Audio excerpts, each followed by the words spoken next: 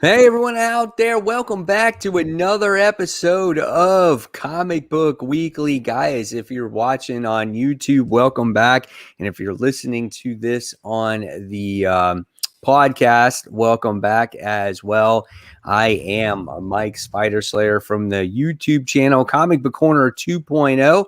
And next I'm going to introduce Kat, Comic Uno. Hey guys, what is up? And next, I'm going to introduce Chris, Dark Avenger. The original, one and only. And guys, yes, as always, we always have a great show for you. Brant will be with us shortly. He is feeling under the weather, so we don't know how long we're going to have Brant. But nevertheless, we will always deliver the show. Rain, shine, snow. And in fact, it rained a lot today at my house. That's why I'd even have tennis. I was able to actually read like 10 books, watch 2 episodes of Falcon and the Winter Soldier, watch an episode of half of Invincible. I was able to catch up on a lot of stuff today. So it was a very productive day. So welcome to all the viewers that are going to be watching and listening to the show. We got some great news, and we're going to talk about the top 5, our most anticipated. And once again, we have a solid shopping block. So let's kick this show off. I'm going to hand it off to Kat with the news. Yes, we only have one media news piece, but I'm going to save that towards the end because it is the Shang-Chi trailer. But let's get to some comic news. First up, Mike, you wanted to talk about Amazing Fantasy returning for a miniseries. It has nothing to do with Spider-Man, but they're stealing the name.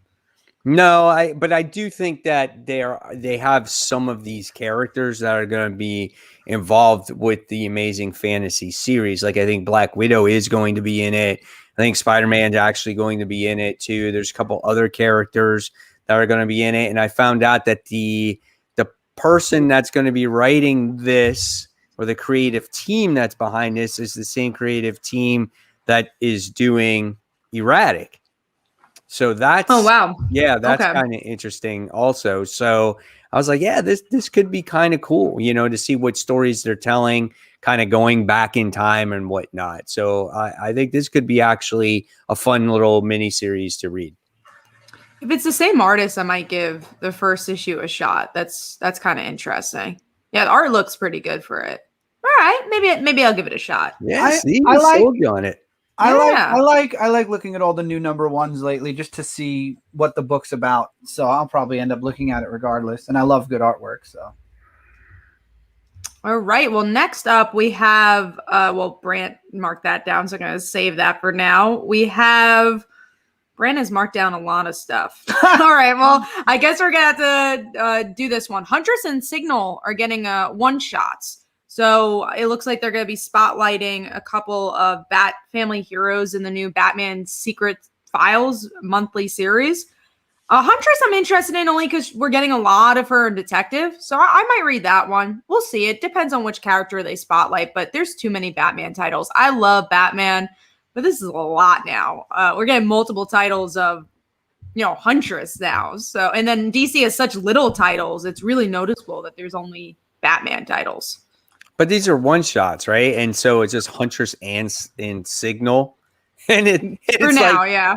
We haven't seen Signal in so long, and then you're just going to get a little one-shot of them. It's like, Didn't we just poke fun at Signal like not a week or 2 ago? We probably did. It sounds like us. Yeah. Which, again, I would love Signal to have more. Like, if this one-shot's like the Ginny Hex thing, where it's like, oh, cool, we're getting, like, a story with them. That's awesome. But I don't know if it will be. I might give it a shot. It depends on the week. Because, again, there's just so little DC books out there right now. Yeah, Signal, I don't think I'm interested in. I might give Huntress a try just because I don't think we've seen really enough of her. But we are getting her in Detective that's getting ready to come out. So next week. So she'll be in that. We will. So, Brant, you also marked down the Batman Secret Files. What do you think? I actually like the one shot, so I'm excited for them because I like Signal and I want to see more of them. We just never get them in a good light. So I'm no pun intended. I'm more excited for the Huntress one though. I think so. I don't mind. I get the argument that there's too many bad books, but I don't mind it in this case. What are they? $5 or $6 a piece. But yeah, something Have like to be that. at least $5 or $6 a piece. Secret files. See, I think I'll only pay $5 for Huntress. I don't know if I'd pay for Signal for that. I agree I with would that. use Huntress. I'm interested in where she's going because she just has such a big spotlight in Detective, which I think comes out next week. So not this week, Which but the one? week after. Who? Her like Huntress story, Oh, the miniseries. and it's in Detective, so it's not even a mini. It's like in she's okay. tying into Detective. Like she's gonna be in that main story, but she's Okay. also getting a backup story. Oh, okay. Would you guys like to see like an ongoing series of Huntress once again? Yeah. It's been since like the New 52 since she's been in an ongoing, right? Because wasn't it her and Power Girl together at one point? Power Girl. I would like Birds of Prey more. Like get a Birds of Prey book instead, especially because Barbara's back as Oracle now. I think that would work so much better than just Huntress. Yeah, no, I agree with that too. But also, like, I like solo stories. I like getting to see a character and break them down a bit. With team books, you might not be able to see Huntress as much as you could. We've had so many Birds of Prey books, and they haven't done as well, sadly. All right, well, let's get into the next thing, which Brant did mark down. Batman Catwoman gets a special. They're really milking the cow with that one. They have all these series out. Why do they need a special? It's right. Well, they have a maxi series, so I think they're like, we need another issue. Oh my It's- god! Yeah, it's the only interesting thing about it. I agree they could have done this within the series. They didn't really need to do a separate thing for it. But the interesting thing is, it's going back to like the beginning of Selena Kyle and showing how Bruce Wayne was always there, kind of. Which that's kind of cool from a story perspective. But yeah, Well, Brant's really excited. And He really is not. He is really. I'm looking at the digging positive. for that one. Yeah. you're like, why not? Oh, we'll have the panel voting. We do have the top 5 panels. Sorry, SM down. I'm not on top of my game Money today, means I guess. nothing. Great. Oh, is Brant pausing a little bit, or am I A pausing? little bit. No. Brant is a little bit. Yeah, I am. How are you doing now? You good? I don't know. We'll find I out. don't know what I think you're all right. Right near a little blurry, Yeah. but you're still there. Okay. If it goes out again, I'll probably reboot my computer. I haven't done that in a bit. So All right. Well, let's get into the topic. Brant Triple X, which was Sword Guardians and more cosmic titles crossover for Last Annihilation, and I could care less. I only triple X'd because nobody else had marked it at the time, and I wanted to talk about it. So, Oh, I want to hear your. I love. Yeah, obviously I'm on a little bit of a delay, so I apologize. But I love the Annihilation events, the past ones, and this seems like the next level of that. And if it ties into the stuff that was like teased in Darkhawk this week, then I'm all for it. And I'm totally on board, and I'm excited for it. So, Yeah, Brant, why don't you? I understood everything that you heard, but why don't you just go ahead and restart your computer now while I'm going to talk a little bit about this too. So then this way you don't miss anything. All right. So I am kind of excited as well when it comes to this cosmic stuff because they're really starting to ramp up the Guardians of the Galaxy. We get like kind of 2 teams going on at once. The Darkhawk book was released this week, and there looks like there's going to be tease of a future Darkhawk. And so I think this is all going to be leading up into this new Annihilation type of event. So if people really enjoyed that event in the past, then I think they're going to enjoy this one in the future. And, we haven't had I know, Kat, you're not into the cosmic stuff, but there hasn't been, besides Empire, and I think that is kind of a loose, I guess cosmic events in a way. But we haven't had very much cosmic stuff going on. The Marvel stuff, it's always been like on Earth and whatnot. So this could be an interesting little go at it here. This could be a good one too. Well, you gotta start picking up Guardians and Sword to get that story. Yeah, well, Guardians I just started reading again. Sword I hate, and for some reason I'm still going to be reading it because I was reading it during King in Black, And then I'm like, oh, is it going to be taking place during the gala event? So if I'm reading gala, I can't drop it yet. So I have to read it there. So now if it's going to be taking place in like in this annihilation event or whatever, it's like I'm going to still have to read another issue. It's a title that doesn't work on its own. It's always tied into an event. What kind of title is that anyway? It's a title that's probably going to end soon. That's the type of title. Once the events start to die down, sure. Yeah. That's a shame. But yeah, I will only pick up Sword probably for the gala event and read that one digitally. All right, Brant. Yeah. You're good now. You're good, yeah. Cool. I have a lot of haze. We have a comment, I believe, about Doom and Guardians. Nice. Doom getting married. Nice. Me scoring a bunch of Doom v Beyonder key. Nice. Awesome.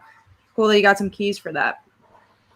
All right, well, let's get into the Shang-Chi trailer. What did we all think about the trailer? I didn't know Awkwafina was in this movie, so that was kind of cool. I like that it seems like she's going to be playing a more grounded role. I hope that she's not just like a side character and she doesn't do anything, but I feel like if you have a name like Awkwafina, you're probably going to utilize her a bit. But it was like a very cool martial arts movie, so I'm interested in it. Seriously though, man, you say Awkwafina? Yeah, she was nominated for an Oscar. I just I like the trailer. I thought it was really good. It kind of reminds me of like how Guardians of the Galaxy was. Like a lot of people don't even know what the Guardians of the Galaxy who they were. And when you saw this trailer, it kind of got you excited and makes you go, man, maybe I want to check out Shang-Chi and what's this dude about, right? And the effects look good. The fights look good in it as well. The way the special effects looked, it kind of reminded me a little bit of a Mortal Kombat in a way. So I liked it. I liked the way it looked, and I'll definitely see it. Yeah, I like that. Oh, you go, Brent. No, I was just gonna say, yeah, it kind of gave me the vibe of like Crouching Tiger, Hidden Dragon done in MCU style. Yeah. So I was excited for it. I love those kind of movies. I just love martial arts movies in general. So I mean, just incorporating that into the Marvel universe, and just like the hopes that eventually you'll get like some interaction with Shang-Chi and like Iron Fist or Daredevil maybe somewhere down the road is, like a dream of mine, but hey. I also like that it actually wasn't connected to like the other MCU stuff. Yeah. I feel like a lot of these current MCU properties are always like, oh, well, it's connected this and that and that. It seems like its own movie, like separate. Guardians of the Galaxy. Yeah. And I hope that stays. Yeah. Even though, kind of way it is because they reference the 10 rings. So maybe there's some kind of loose connection there. So you can still kind of tie it in. I just hope they don't show up. I was thinking the Mandarin though. Oh, yeah. Man. That's what I was kind of thinking. I saw those rings and they just fell off, and I'm like, uh-oh. Are we going to get the actual, like, real Mandarin and not some fake one?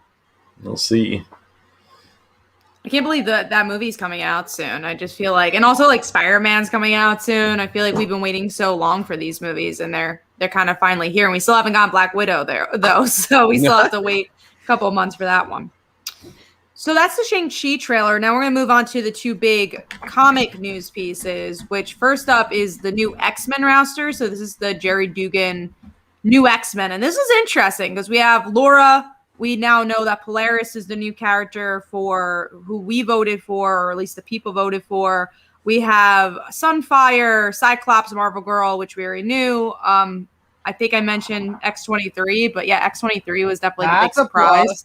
That was a big plus. I don't know if I would have picked up this book without Laura, so I'm interested in this book, honestly. I like the lineup. It's interesting that they put the a Wolverine character in there, right? Because you got Jean Grey and you got Cyclops, and then you would think, okay, who's the next like staple? It would be like Wolverine. They mix it up and they throw in Laura in there, and I think, like Kat said, I think she's an important character, and I think she is due to be in a book because she hasn't been in a book in a very long time. And now you're going to get that exploration, I would hope, between what's his name, Sync and X-23 because he's going to remember, she's not, and how is that tension going to be between those two going forward? And how Sunfire joins the team totally blows my mind. Like, I have no idea there.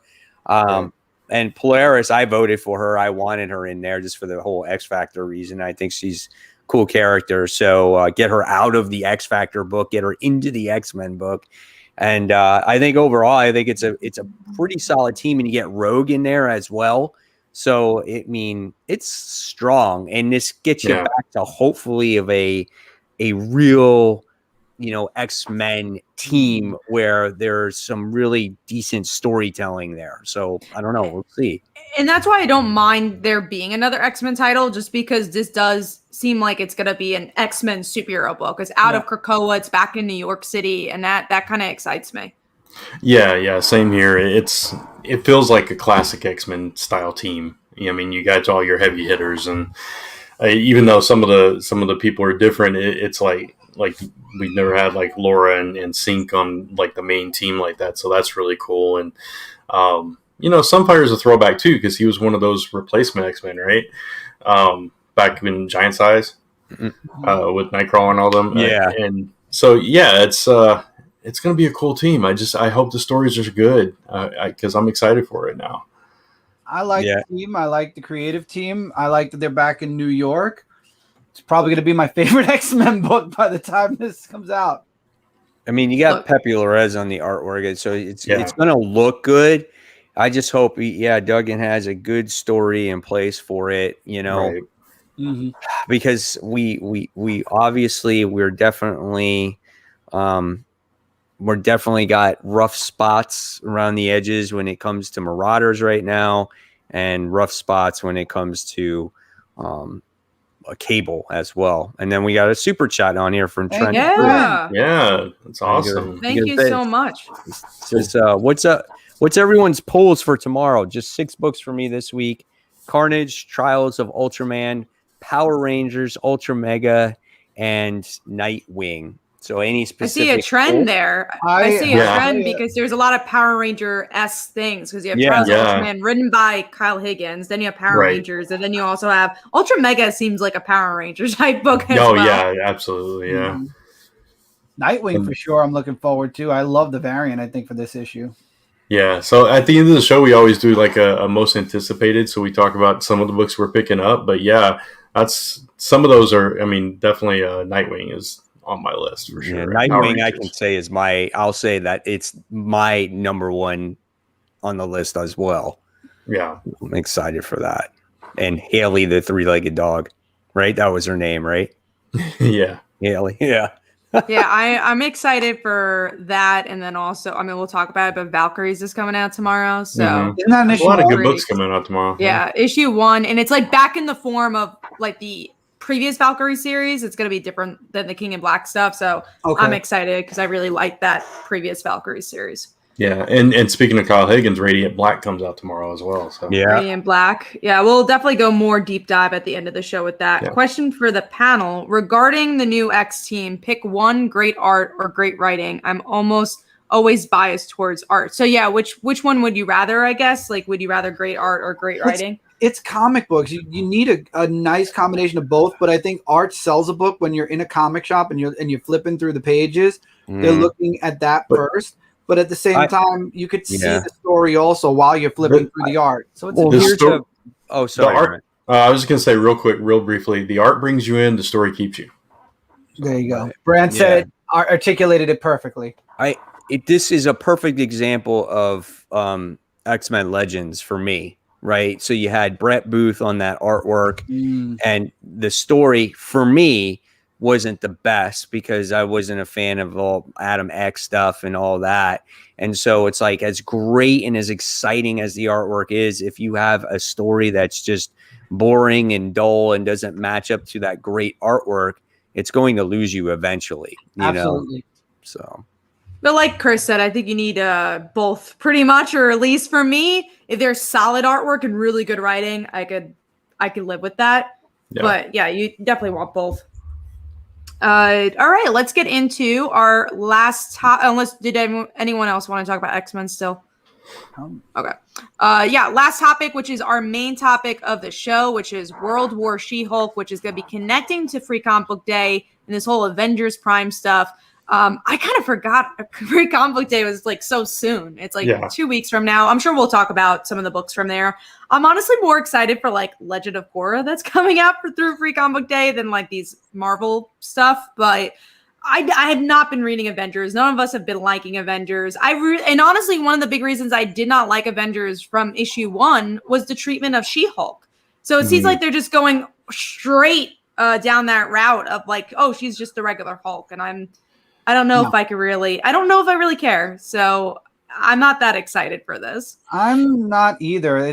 I feel like if this is how we're going to get her back to the way she was before, because, Bruce is back now.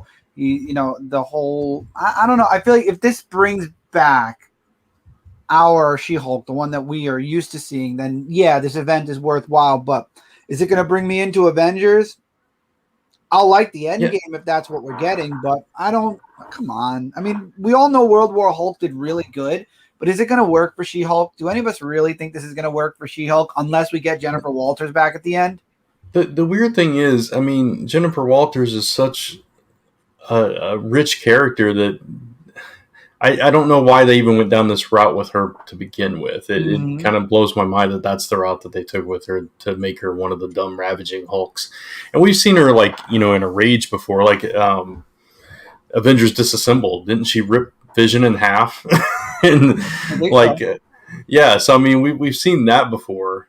Even her against the Avengers. So it's like, okay, there's got to be some kind of, like you said, either the result is she gets back to the She-Hulk that we know and love, or there's some other big twist that, comes as a result of this to kind of pull me in, because otherwise, I don't know how I feel about it. So, Yeah, I agree. And it's funny how we're talking so much about this story arc, and we haven't even gotten the first issue of Heroes Reborn yet. Yeah. So it's like they're already pushing this through issue 50. And this Free Comic Book Day issue is supposedly a story that's going to lead up into the stories of the major story in 2022.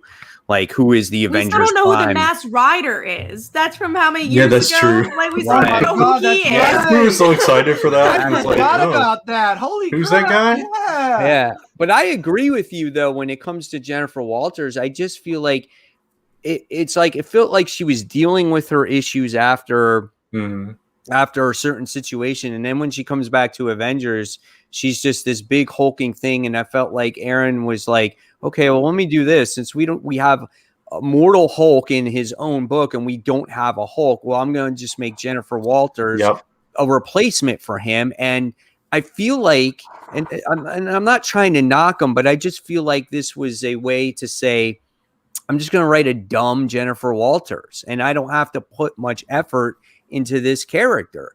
I'm going to make her talk like the Hulk. I'm going to make her Hulk smash, and that's all I have to do. And that's taken away from a character that a lot of us have grown to love, the strong, the sexy, the smart Jennifer Walters. I mean, and that character had a lot of depth, and you just kind of ripped that all away from her, and now she's just stupid.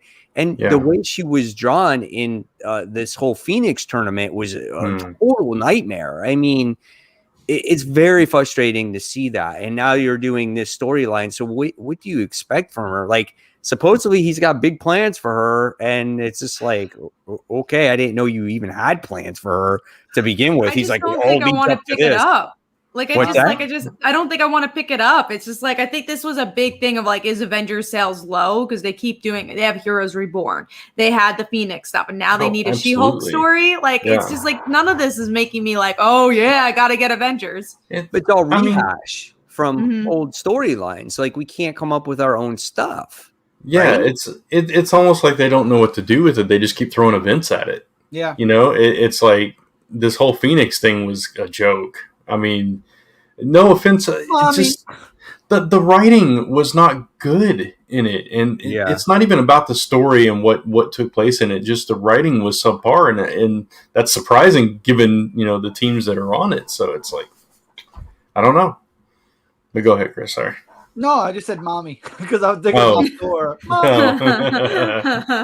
No, I'm sorry. I'm not picking this up. I'll just if the end game is what I said, where we get Jennifer Walters back. I don't even know if I want to read that Avengers though, because unless she's getting her own series. Oh, I won't read it. I'm just saying I'll be happy for the outcome. That's about it. Will we even get any results from that outcome is the issue. It's just like, okay, she'll be in Avengers and she won't do anything. Yeah, like we were talking about X-Men, how we're excited we're finally getting back to, an X-Men team that we recognize that, we're excited about and that feels like, an X-Men team. And that's kind of what I want for the Avengers too. And they've been so lost for so long as well. I agree. And it's like they need to get back to that point where it was just, this group of heroes that tackled, universal events and do that kind of thing. And good chemistry, because I think they just literally threw any characters they wanted into this team, and that's been a big issue as well. It's like, okay, so what's their connections? What's their friendship? It's just like, what do they talk about? Yeah, and then they just had a big arc where they just fought each other for issue after issue. So they don't have to talk. We have a couple. Sorry, real quick. I did a video on my channel about the Avengers. About can anyone bring them back? And it's just like, it's a very sad situation of where they're at. And it's just kind of like, well, how long do you keep Jason Aaron on that title? Like the sales have gotta be dropping when it comes to it, right? I mean, the amount of events kind of tells you that, right? Like the directions they're going with this. And even like Free Comic Book Day, like I'm more excited for SpiderMan Venom. I don't even know what the hell that book's about, but I'm like, give me whatever that is because, and then also DC's, I don't even think has a Free Comic Book Day book. So it's like so hard to get excited for Free Comic Book Day when like, I feel like the companies have given up on the event.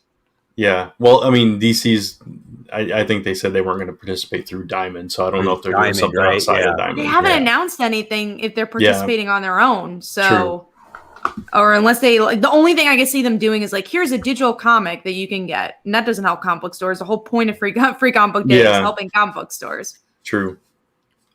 So we have a couple of questions here. So I'm going to go through. First, Comic Sir fan asks, Cates is leaving Venom. Drop or keep going? Also, is Cates leaving Thor as well? He's not leaving Thor. And I think it depends on what the creative team is. Yeah, but if they are going to have another Venom series, which they probably will, would you keep on reading? I know, obviously, Mike will. I hadn't been reading Venom, so I don't know if I will, but... I will. I'll try it, yeah. I mean, it's going to be curious to see whatever happens, like, whoever the creative team is. Like, they do have large shoes to fill. And where do you take Venom from here? Because he's got a big role to play. So that's going to be an interesting story to tell. And I don't think that's an easy story to tell because what do you do with Eddie from that point forward? Like, does he stay in the cosmos? Does he defend the symbiotes? Does he stay on Earth? Does he protect his son? Like, there's a lot of things there that you can still do with him. But like, do you strip him of that title of King in Black and then he just becomes a loser again? Like, it's interesting. So we also have a couple other questions here. Mike Manhattan says, anyone think Peter David should write Guardians of the Galaxy? I feel like he's doing his nostalgia thing right now. So not selling for him. Yeah. Yeah, he's did Symbiote Spider-Man. He's done Maestro War and Pax. He's doing XMen Legends. This newest issue that's getting ready to come out. So he's doing quite a bit. So for a writer that's been around as long as he has, he doesn't have to write anymore, I don't think, because he's up there in age, he's getting up there in age. And it's just like, but he's still pumping out them, those classic stories, and they're still written really well. Yeah. We also have one more question, then we'll go into our actual comic we're reviewing for one of our Kickstarter backers. But the other question is from BJ.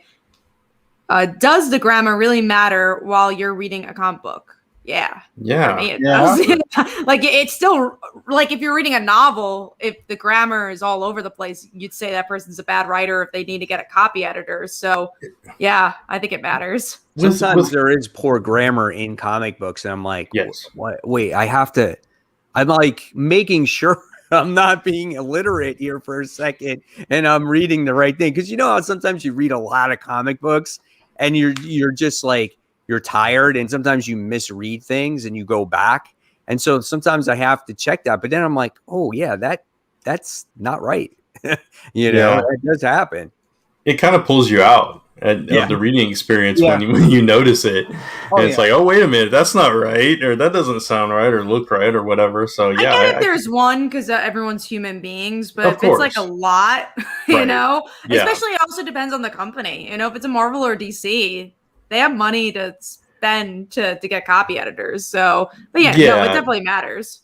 You got to hold those bigger companies to a bit of a higher standard just because of so many people and resources they have involved to correct those things. Yeah. All right. Well, that is our news. So we're going to go into some Kickstarter stuff, shout outs, and book we are reviewing. Yeah. Oh, and also iTunes review too. So let me actually get that up too. So if you guys give us a 5-star iTunes review, we will read it on the show. So this week we're reading Hajik, who says they don't try and say that they think people want say what they think people will want to hear. They give their opinions, makes the podcast entertaining to listen to. So be sure to leave a 5-star review. That way, you know, the podcast reaches even more people and we can read your review on the air. Yeah, and thank you for that comment. That means a lot to us. Yeah. This way we can be ranked higher in Australia because we got a ranking of 117th in Australia. In books and comics. Yeah, that's awesome. That's huge. So we have Australian fans out there, and we appreciate you. Yeah, so I love Australia. Yeah. All right. So our shout outs, we got a live shout out we're doing for most epic art, and I believe that's Mike Watson. But yes. Okay. Yeah. So I want to make sure because I didn't leave myself a note to who exactly that was. But yeah, Mike Watson, most epic art. Thank you for supporting the show. And then we have, like Kat said, a single issue of a comic that a Kickstarter backer requested for us to review. They got the tier to do that. So the recommendation came from Anne in Ireland, who we shouted out last week. And that issue is Scarlet Hood, issue number 1, which I believe this was IDW, right? IDW. Yeah. So it's issue 1 of, I believe it was a 4-issue miniseries. 4-issue miniseries. Mm-hmm. Yeah. So we all read this issue, and we're going to talk about it for a minute. So, yeah. I remember when this came out, like, I was interested in it just because it was like, oh, it's kind of cool suburban horror. What were you going to say, Brett?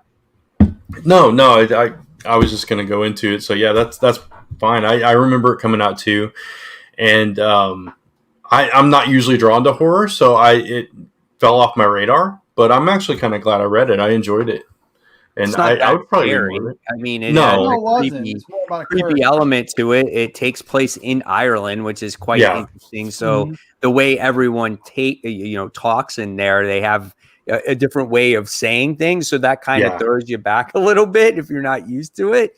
But I thought it had that, creepy elements to it, about, certain things happening at a particular school and stage and whatnot. And a father being on his own, taking care of his daughter, and he'll do anything that he can for his daughter. So it's got a family dynamic in there. I thought it was a solid read. By the time you get done with that first issue, you're kind of just like, oh, wow. I'm curious to see where this actually is going to go in the next 3 issues. Yeah. And I actually think the trade is coming out soon. So that's kind of perfect timing if anybody wants to check it out. It's like there were different layers to it too. Like you had the father who was new to the town, and his wife wasn't around, and he kept skirting around the issue as to why she wasn't around, and so you don't really know what happened there. And you don't even know who the wife is because there's 2 women's phone numbers on his cell phone that he looks at. Yeah, so it's like there's a little bit of mystery there, and then he's skeptical of this braggart guy that keeps telling all these stories, and so you got that, and then slowly getting pulled into this whole thing where the 4 of these parents decide where they're going to explore this this phenomenon. Yeah, and there was a nice little panel where they were doing that all hands in thing, and these 2 kids were over by them. They're like, adults are weird. It was hilarious. I love that. Yeah, so there was a lot to enjoy about this issue. I quite liked it. Yeah. I like the art a lot because it could have been so dark and gritty, but I like that the horror kind of snuck in on you, and it was actually a really bright book. The kids looked interesting. They had very big heads. I think it worked. They were chibi kids. Yeah, they looked like little adults. You know, they did. It's funny. So you can say you can recommend the comic book and check it out if if anybody has an opportunity to do so. Like I said, it's been released from IDW, and you said there's a trade coming out, Brant, for it. Yeah, I think in the next couple of months. I think I saw it somewhere. Yeah, I don't remember if it was on Midtown or DCBS or something. I saw it recently. I know. Cool. It came out a while ago, so that makes sense. The trade will be out soon. Right. Yeah. All right. So thank you, Anne, for recommending that, and we had fun with that. So I think we're going into Under the Radar now. Yeah. Under the Radar time, books that we think that you should check out that might have gone under your radar. And I'm going to start off this week because I didn't get to read too much this week, but I'm going to throw out Birthright, issue number 48.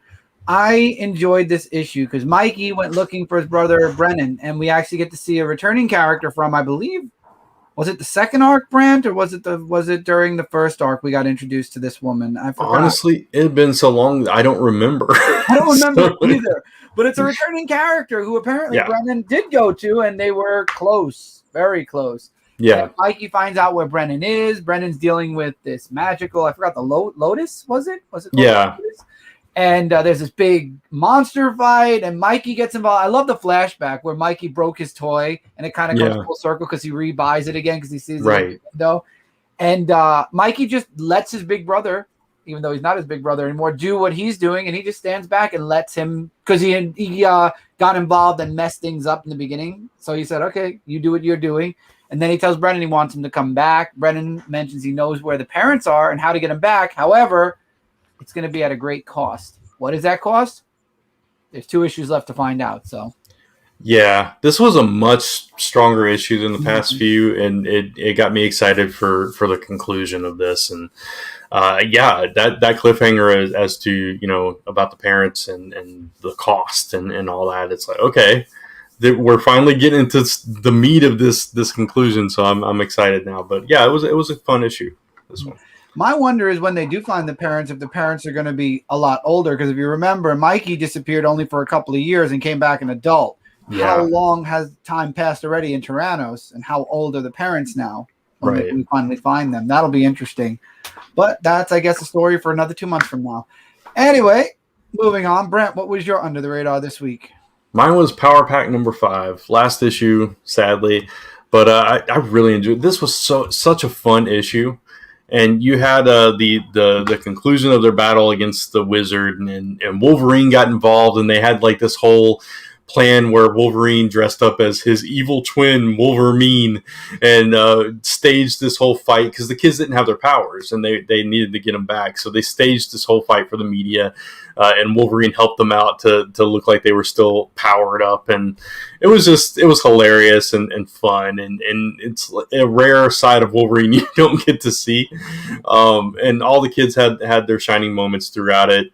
So it was a really fun wrap up to this very fun series that I highly recommend once it comes out in trade if you missed it.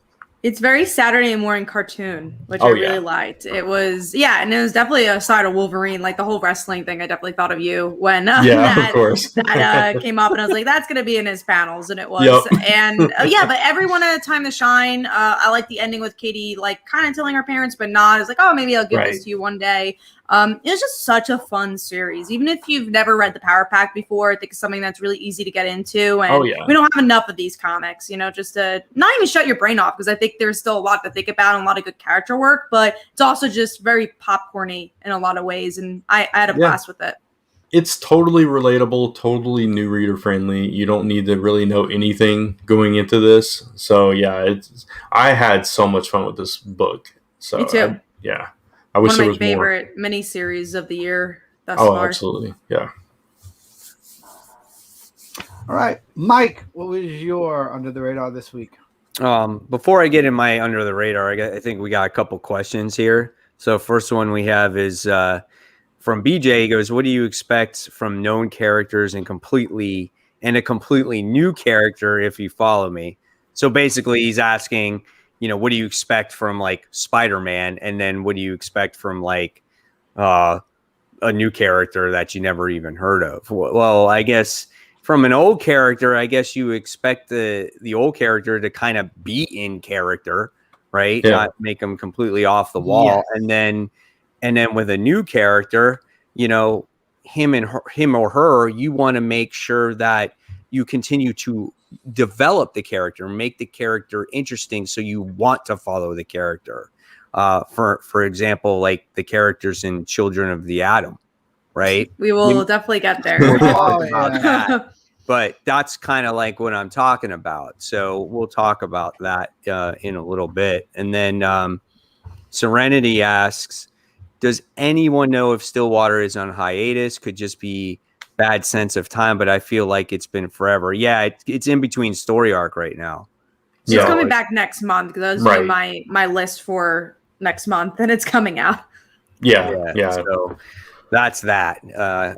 Because I just realized that when he said that, I was like, oh man, it has been a long time. But I remember it was going on hiatus, just like how Image Comics do with their books, so they stay on time. And then my under the radar this week was actually Iron Man issue 5.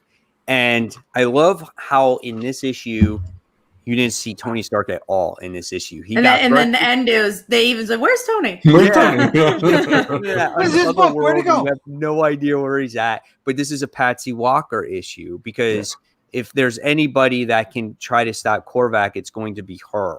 And she went on this whole journey and whatnot, and everything that she's been through. And I really enjoyed that. And if you're not familiar with Patsy, you get to know a little bit more about her. And I thought it was a great issue. Yeah, I love when writers, dig deep into the history of a character and bring something out that you forgot about or was a past story thread or whatever. And that's kind of what we saw here with Patsy, getting her powers back and, to combat Korvac. So I thought that was good. And her like journey through her history, her past, and even maybe it was twisted versions of her past, here and there, but it was definitely stuff she had to deal with and overcome. And yeah, I thought that was some powerful imagery throughout that. And it was well paced, and you could. Yeah. I mean, we already know that this writer loves Patsy, but you could definitely see how much he loves Patsy. Like references like Hetty, like her best friend arch nemesis was in there, and then the whole trip to hell and her ex-husband. And even though there was a different artist, and I love Cafu's art, it didn't skip a beat. It was different, but I still liked it a lot because it was more emotional, and it was just like it was going to a side trip that compared to what we usually get with Iron Man. So it was okay with having a different artist, but really solid issue. And I've been loving Iron Man. This is what we're talking about when we say like, do something different with the character, but also stay to the root of who the character is. And I think Iron Man has done a really good job at that. It's different. It's not the same, but it's also still Iron Man. Yeah. I agree 100%. I mean, I know some people wrote this off early on in the series, but I definitely say if you can go back and find these issues, give it a try. I mean, it really is good character work. You're asking for, what do you expect out of a character? And I think this does it really well, and especially with Patsy, because I don't think people are really familiar with Patsy Walker, and this book does a good job at really explaining it on who she is and where she's come from and what she's dealt with. So definitely worth the read, in my opinion, there. Yeah. And I think Chris said it's my turn. So Serial issue 3 for me. I think this is a really solid book. It's a little slower than normal Terry Moore books, but I like that we're learning more about the serial killer. I really like the scene between her and her mother who has dementia and like kind of why she's doing the things she's doing. Like I said, it kind of creeps in slowly, but we definitely get some new information if this is still a very quick book to read. Yeah, it definitely is that, but I don't know. I liked the insight into the killer and the glass blowing and the putting the stuff in the little glass cubes and stuff. That was interesting. That was dark and kind of twisted. So it was I had fun with it.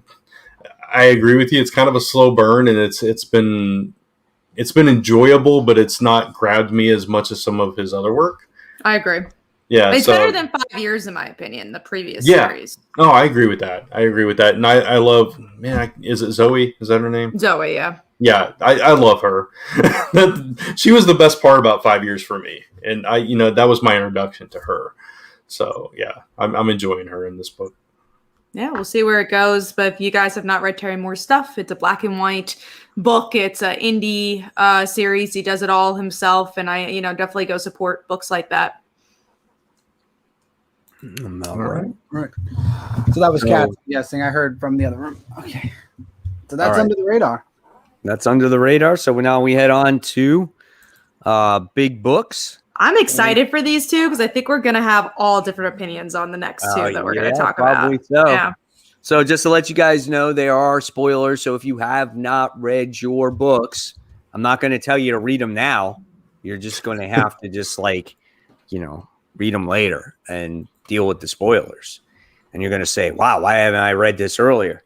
But here we go. We're going to kick it off with probably, I would say, the most highly anticipated book of the week, in my opinion. Mm-hmm. That, and I would say maybe that and Joker, I would think. Joker issue 2. Yeah. So we're talking about Spider-Man Spider Shadow. This is issue 1. This is the new What If line, I guess you would say, from Marvel Comics. They're kind of bringing this back. And this one has to deal with what if Peter Parker did not give up the symbiote suit when he visited Reed Richards, right? And he kept it on. And after reading this issue, you find out kind of what happens by the time we get to the end. I personally like this issue. I thought it was quite dark, which is expected, and I'm curious to see how much darker it's going to get and how much further he's going to go. Because by the time he got to the end of this issue, he went through a complete transformation. So I actually enjoyed it. So I don't know how Kat feels about it. So I'm going to get this first opinion from Kat. She's like, it's going to be so predictable. What? Yes, it was generic to me. I felt like it just went through the motions. It's a story I've seen 100 times. And for me, there wasn't any new beat. I get that he's going to get darker, but I didn't really see it here. And I thought the artwork had a really nice tone to it, but it also felt lazy at times. I feel like there were pencils that could have been stronger. But yeah, it didn't feel like it was bringing any new flavor to me. I will get the next issue. There is another book that came out that's a miniseries that I won't be getting the next issue for. But this one, obviously, it's Spider-Man, and next issue has to do with Mary Jane, and I want to see where it goes. But I just felt like it was a little generic for me, and I was a little disappointed with that because I was really excited for this book, and it was my most anticipated book for the week. Yeah, I kind of feel the same way you do, Kat, and it was why I was hesitant on getting it in the first place. If you guys remember last week, it was like you were just rereading that same story, and then like the last few pages were different.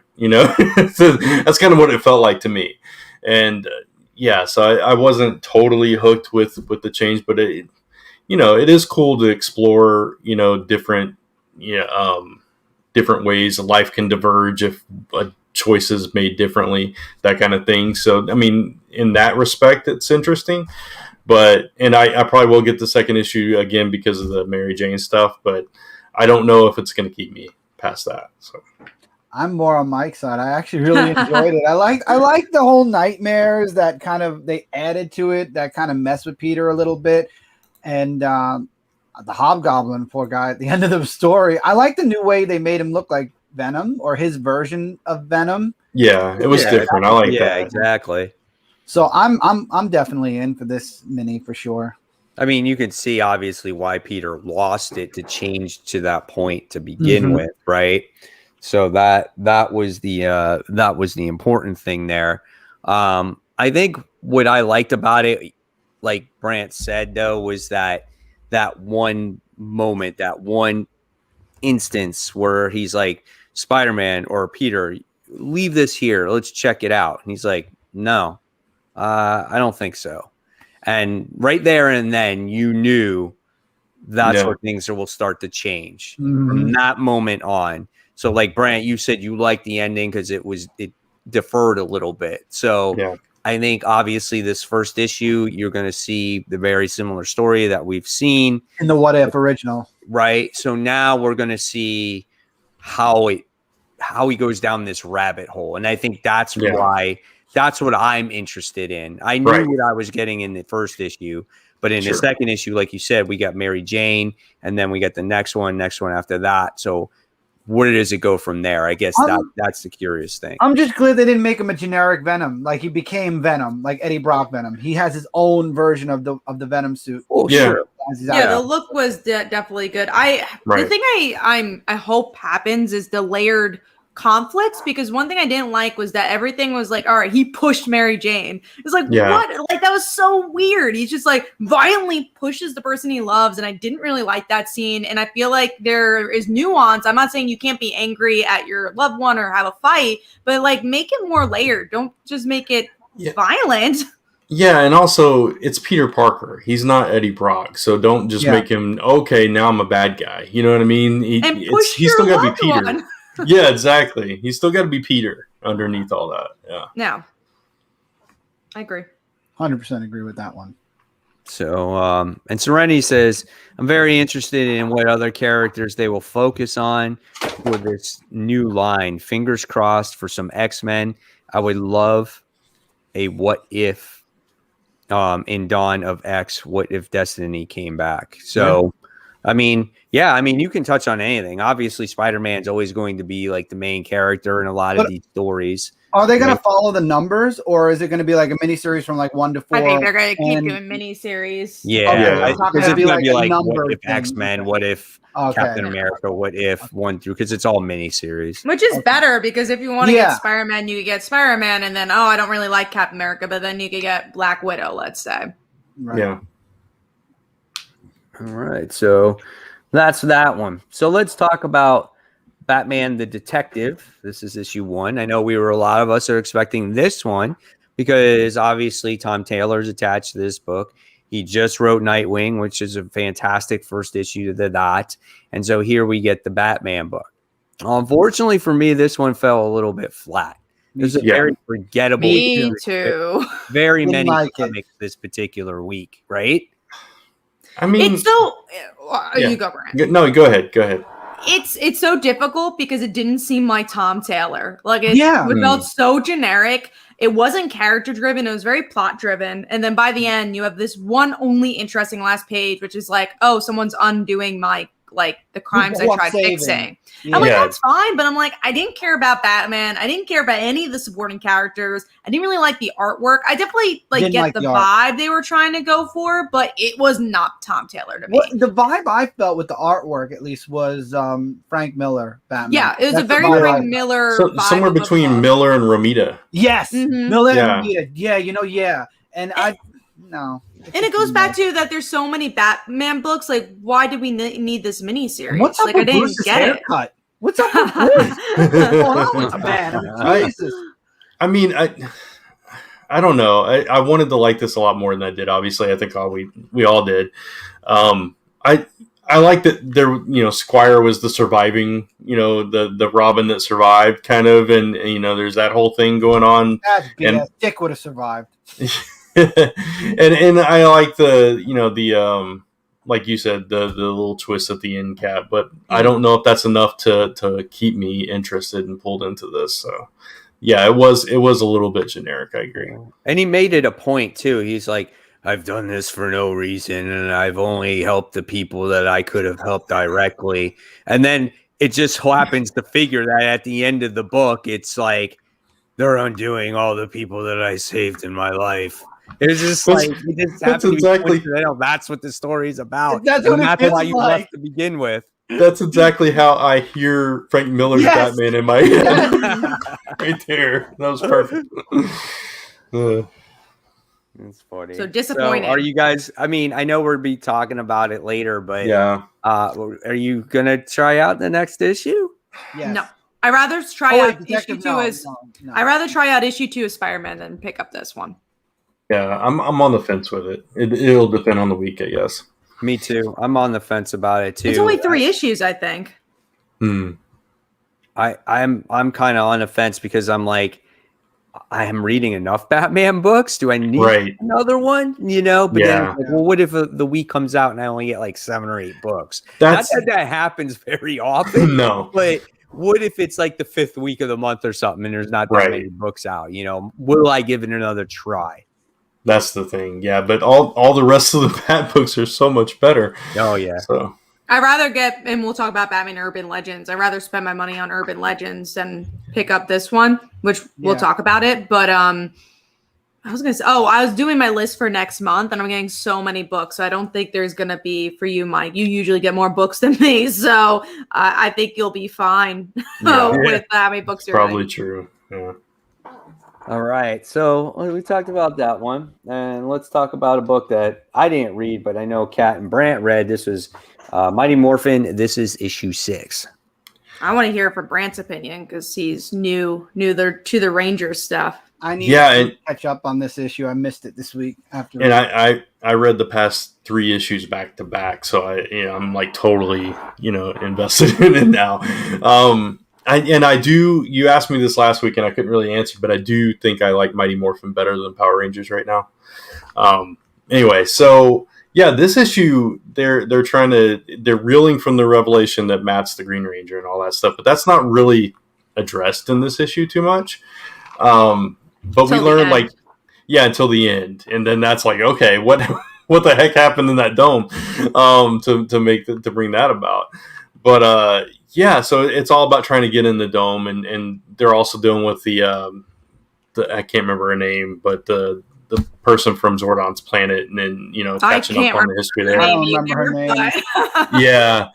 But that's a whole interesting thing that they're about to reveal themselves to Earth, so that's coming up in the near future. And then you learn that Rocky has a sister, and there's all kinds of little things. Rocky was an only child when he was in the series on TV. Yeah, they addressed that. They're like, oh, we didn't know you had a sister. Yeah, I've got like 2 sisters and 3 brothers or something like that. It's like, what? So yeah, where it was did it come from? Continuity. Yeah, exactly. So yeah, there was a lot of little things injected into this issue that while they were trying to work around this bigger plot of trying to just break into the dome, they fed us this little stuff on the fringes of it, which was cool, because otherwise it would have just been bang bang, let me in the dome all issue. So I'm enjoying this book, and I'm it's interesting to say that I'm reading Power Rangers now and loving it. Feel like Power Rangers and loving it. You heard the words loving it, because it doesn't feel like a Power Rangers book as much. Like it's very different from the show. It's really just a superhero team book at this point, and it has its own continuity. You don't need to know Power Rangers to read this book. No. As Brant kind of could tell you. This issue is done so well at character work. And that's when a team book works. And that's why it's something like Avengers hasn't worked, because it's all action, action, action. Like, what's the relationship between people? And why this works so well is that even if they don't know each other so well, like Rocky and Kimberly, there's still the conversation of not knowing each other. But then you go to Tommy and Kimberly, where Tommy's like, well, you knew Matt was Green Ranger. It's like, well, I didn't. And you have fight between 2 people that do know each other and are dating. Right. And there's so many great moments. And then you have the epic cliffhanger of the Green Ranger teaming up with Zed. So, it was a great issue. Yeah, I love that conversation with Tommy and Kimberly, though. She's like, I've told you 1,000,000 times and you still don't believe me. You don't trust me. And it was like, okay, that's getting tense right there. So I actually think you'd like this book, Mike. Yeah. You would, good. yeah. Not so much Power Rangers, but Mighty Morphin. Right. Yeah, and you don't need to read Power Rangers to read this one. It's really, it's just a superhero book. It's not a Power Rangers book. Of course, if you are a Power Rangers fan, you'll get little tidbits, and that's fine. But you don't need to read it. It's very good.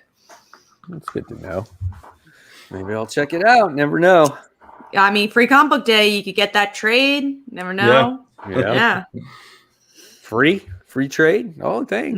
Maybe not a free trade. That would be nice. Credit you have. All right, so those are the first 3 big books we talked about. So we're going to start off the actual countdown now with our number 5 picks, and My number 5 is a book we already talked about and that was Spider-Man Spider Shadow. So that was mine.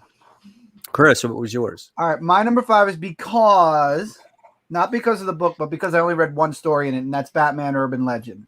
I only read one. No, I read 2 stories. I take that back. Okay, I only read one, and I feel like if I made it any higher, even though I'd love to, it would be a disservice because I didn't read anything else in the book, and there are more than just that story. So I love the Red Hood story a lot. It needs its own book. It really shouldn't be. Yeah, I don't know why. Totally. Yeah. I think no one be picking up Urban Legends if it wasn't in it. Like if that Red Hood story wasn't there, I would not be getting this book. Oh, absolutely. It's so good. I'm 100%. debating jumping on the train and going to the store and picking up both of these issues.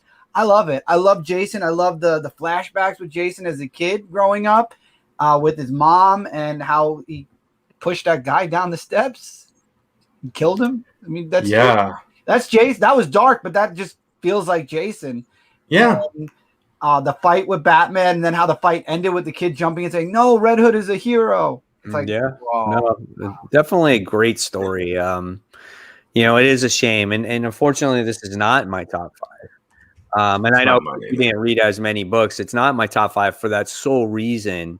Is that this was the only story that I read. And unfortunately, I have to pay that high price tag to read that story. And all the other stories are not nearly, I know those stories are not nearly as good just based off Brant was like, I read the Oracle story, and he was like, which I know Kat wants to talk about, but yeah. No, I will say like what you sent was correct. Like it's the same writer and creative team as the previous Batgirl series.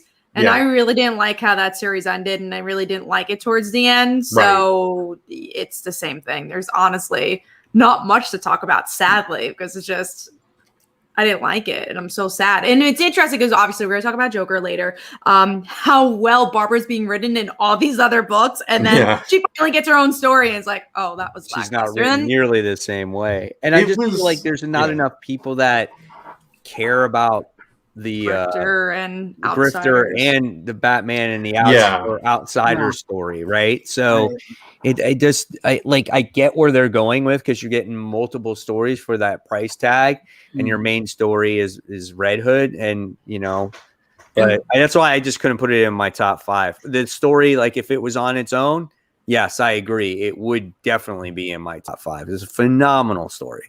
Yeah, and it's also because, probably Outsiders didn't sell that well. Grifter, they've been trying to push him. And I love Grifter, but yeah, it's not a big sell. So they're like wrapping it into the story that they're like, oh, they'll buy Red Hood.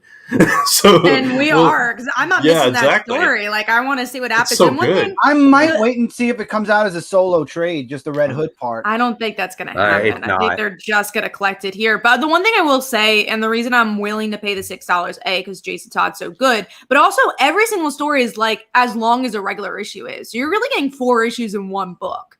Yeah. So I don't mind the price tag, even if I don't love all the other stories, and they give you different stories almost every issue. So like next time, you'll get like Tim Drake, I think. So like you might not like this issue, but you might like the next one. Exactly. Yeah. Right. The only main story is Red Hood. Everything else changes. Yeah. Well, I think Outsiders and Grifter have a couple more issues, but they'll change. And I think with Jason Todd's definitely 6 parts. So did you want to talk about the tracksuit cat, or do you? You can start. I don't have many thoughts besides it's there. I don't have any thoughts. So I mean, you'd mentioned it in our chat. But why so did I didn't you know need that suit though? Why? It's her mobile command center. Oh, please! And she's like fighting this other hacker, and it was just Ross. Yeah, it wasn't good. Yeah, Virus. She has all these little things on it, right? I don't feel bad. I didn't read the rest of this book now. It's worth missing. So Vivian Ross Virus is she's a hacker basically, and so they're like hacking back and forth, and she decides that she needs to go on the move. And so she's got to have this suit with all these little gadgets sewn into it. And it's just like this, generic green tracksuit that she's got, like, USB cords plugged into the stripes and all this weird stuff. It's like, okay, this is odd, but yeah, it was definitely forgettable. How inspiring is that suit, though? That suit was fire. That's what Serenity says. I think. What would be funny if it was like red and yellow and had flames on it. That would have been God. funny. Then it It's would just- literally be on fire. It's so interesting that we even got this story because we know we're getting a Batgirl's book. She's gonna be involved and she's gonna have a really big arc coming up. I was like, did we even need this story if she's gonna be such a big part of Batman and like every Bat title? No. Yeah. No. The answer is no. That's funny. All right. So that's Chris. That was your number 5, was the Urban Legends Red Hood story. Brian, what was your number 5? Book we already talked about, Iron Man. Sweet. And Kat? Mine was Thor, issue 14. That was Jane wasn't even in this issue, and it's in my top 5. I think she like had a panel, but yeah, no, it was a really good ending. It was a good fight. Donny Cates does a really good job at making things like not feel like generic fights, even though it really is just a fight between two people. And I liked how we saw Donald Blake in the end, and Thor taking charge against his dad. So yeah, there was a lot of good parts here, and I'm interested to see where the book will go.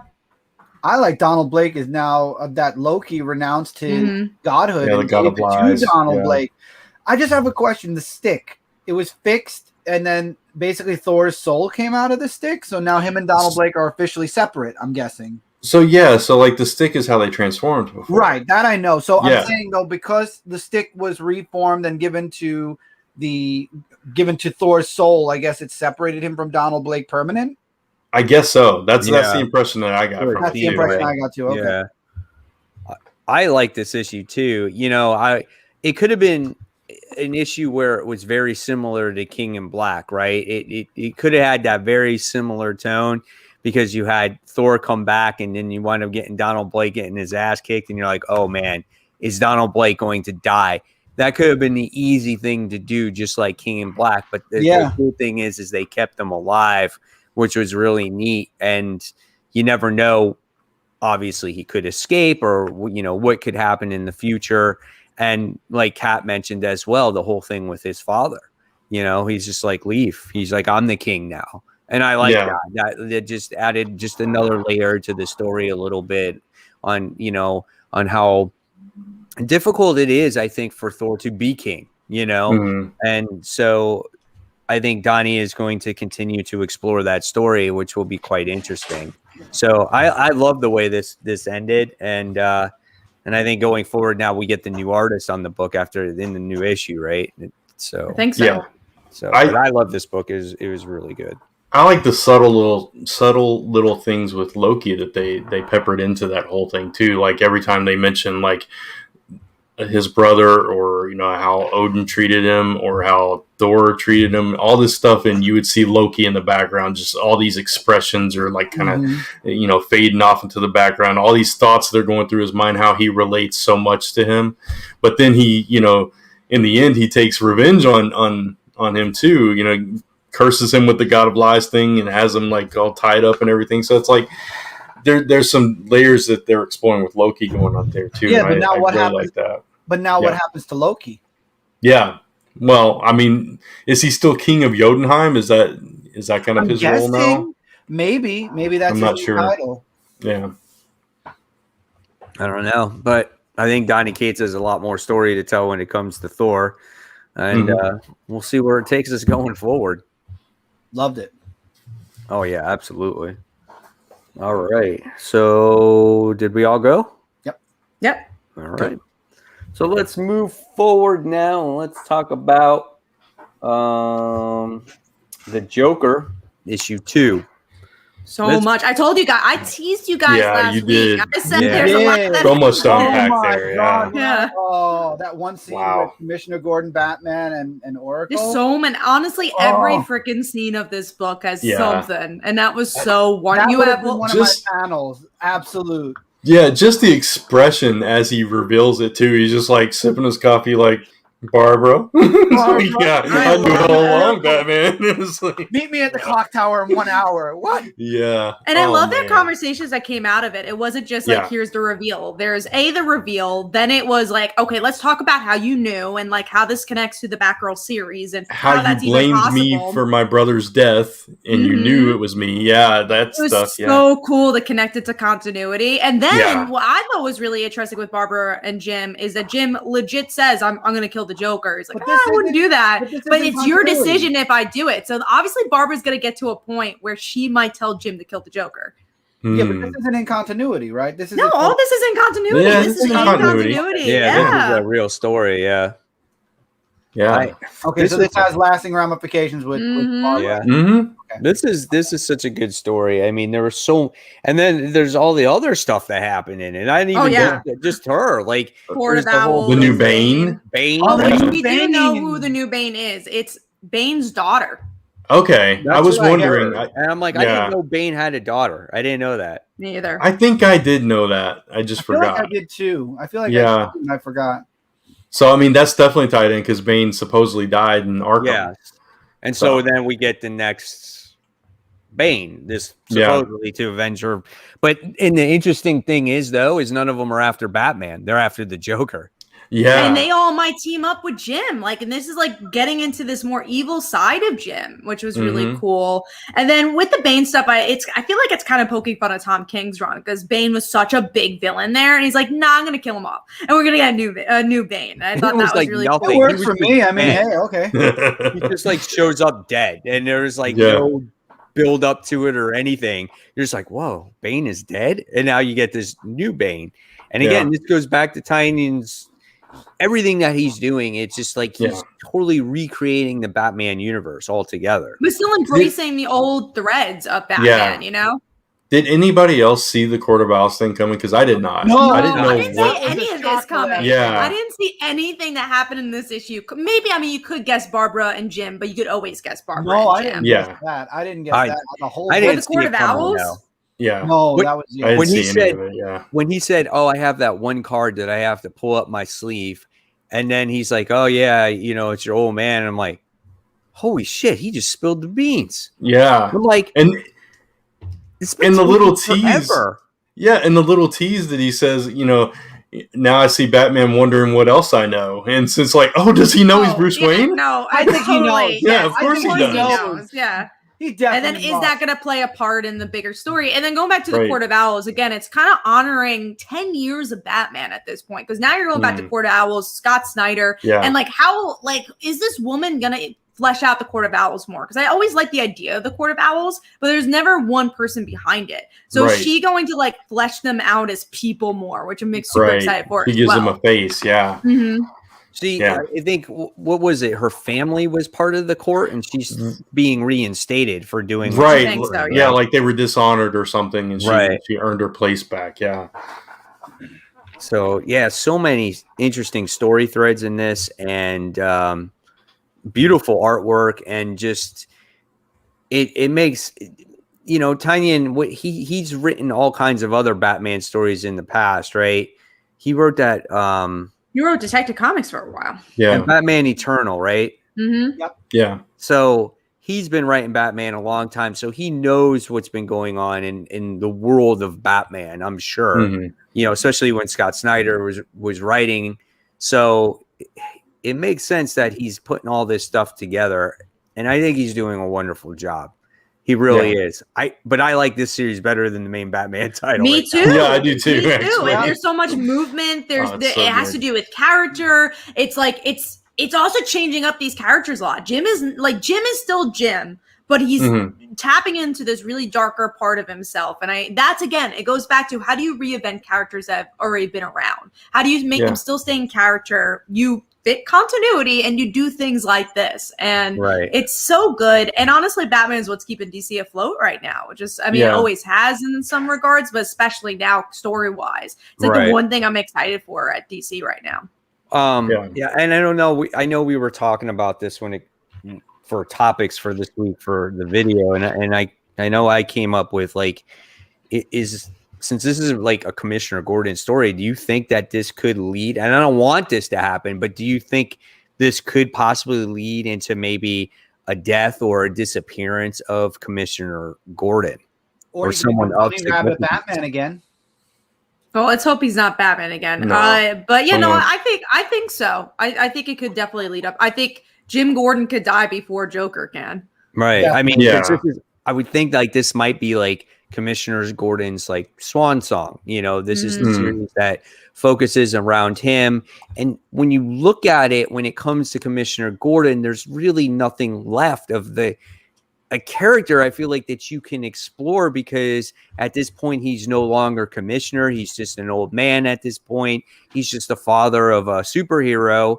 And this is like that one last adventure, that one last hurrah, and what's going to become of it at the end of the day, right? But do you want to kill more Bat characters? You already got rid of Alfred, who was a huge supporting character. I know. I'm not saying I want it. I'm just saying that it could be in the realm of possibilities. Poetic. Oh, it absolutely definitely is. poetic. It makes sense, kind of deconstructing the entire Batman family, just continuing on that thread. Yeah.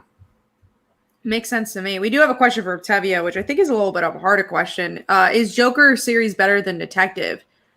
I don't know, because I think they're so different. I've honestly really liked both of them a lot. I like Detective's artwork a little more. Like, I like this art a lot, but like, it's Dan Mora. Yeah, of course. I don't know. They're so different. I like them both a lot. But this one, if I had to pick, I guess this just because Barbara's in it.